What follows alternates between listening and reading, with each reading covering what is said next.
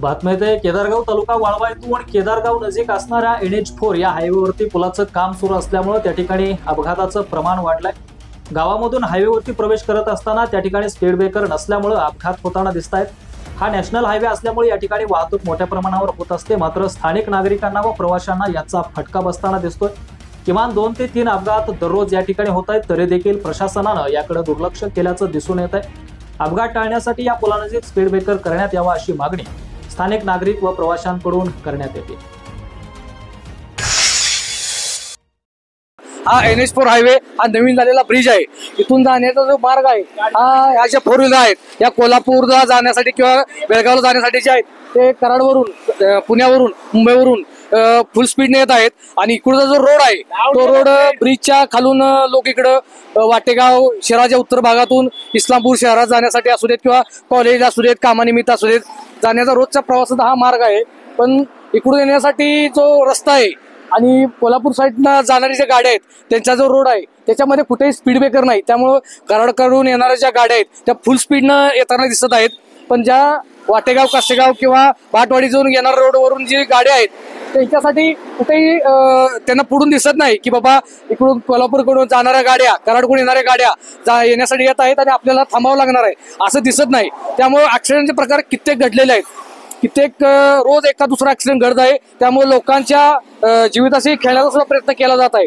त्यामुळे शासनाने किंवा रोड प्रशासनाने सुद्धा इथं लवकरात लवकर एखादा स्पीड ब्रेकर करून किंवा कुठलीही उपाययोजना करून जेणेकरून कराडकडून येणारी जी वाहनं आहेत, मोठी वाहनं आहेत, अवजड वाहनं आहेत, 4 व्हीलर आहेत, यांचा कुठेतरी त्यांच्या स्पीडला मर्यादा याव्यात, त्यांचा कुठेतरी वेग मंदावा यासाठी स्पीड ब्रेकर करणं किंवा कुठल्याही उपाययोजना करणं गरजेचे आहेत। जेणेकरून इकडे ज्यावेळेला कराडकडून येणाऱ्या गाड्यांचे त्यावेळेला स्पीड थांबेल किंवा कमी होईल, त्यावेळेला कासेगाव, भाटवाडी किंवा इकडे नेरला असं इकडचे जे गाव आहेत, तुमचे बांबोडे उत्तर भागातून येणारे वाहनं आहेत, मग ते 2 व्हीलर असतील, 4 चाकी वाहनं असतील किंवा ST असतील, शाळेत जाणारे विद्यार्थी असतील, कामावर जाणारे नोकरवर्ग असेल, यांच्यासाठी सोयीस्कर होईल। आता आपण पाहू शकतो की ही जी 4 व्हीलर आहे यांना येताना किती त्रास होतोय, कारण तिथं सुद्धा रस्त्याची लेवल नसल्यामुळं गाडी येण्यासाठी अडचण आहे।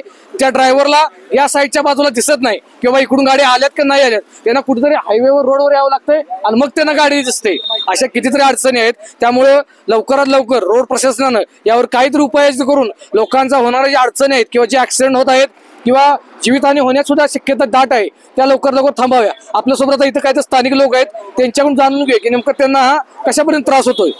आपल्याला काय वाटतं इथं स्थानिक? आमचं म्हणणं असं आहे की काळामाडी, वाटेगाव, भाटवाडी, केदारवाडी या गावातून ज्या गाड्या किंवा 2 व्हीलर किंवा आपले जे कॉलेज स्टुडंट आहेत ते जे ब्रिज क्रॉस करून जे खालतीकडल्या बाजूला येतात, तर काशेगाव बाजू, कराड बाजून जे गाड्या येणार आहेत त्या गाड्या फुल स्पीडला येतात, त्याच्यात तर आपला अपघात घडतो। अपघात घडल्यास सरकार ह्याच्यावर कुठलाही मान्यता देणार, तर सरकारचा आम्ही इथून मागे 3 वेळा आम्ही सरकारला सांगितलेलं आहे की बाबांनो इथं स्पीड ब्रेकर झाला पाहिजे, पलीकडल्या बाजूला स्पीड ब्रेकर झाला। तिने आजपासून आमच्या विरोधात कुठलीही तक्रार घेतलेली नाही आणि आमच्या सरपंचांनी किंवा गावातल्या तंटामुत्याची हिने जी काय आहे ती तिने निर्णय घेऊन चालतीच नाही तर स्पीड ब्रेकर टाकणं हे गरजेचं आहे। कारण का इथं अपघात घडतात, लहान मुलं येतात, मोठी माणसं येतात, कॉलेजची येतात, या ब्रिजच्या आडोशानं जे काशेगावच्या बाजूनं जे गाड्या येतात त्या गाड्या दिसून येत नाहीत, तर हिने तातडीनं जे काय असेल ते स्पीड ब्रेकर टाकून हिने सगळ्या अपघात थांबवला पाहिजे, हे आमची अपेक्षा आहे।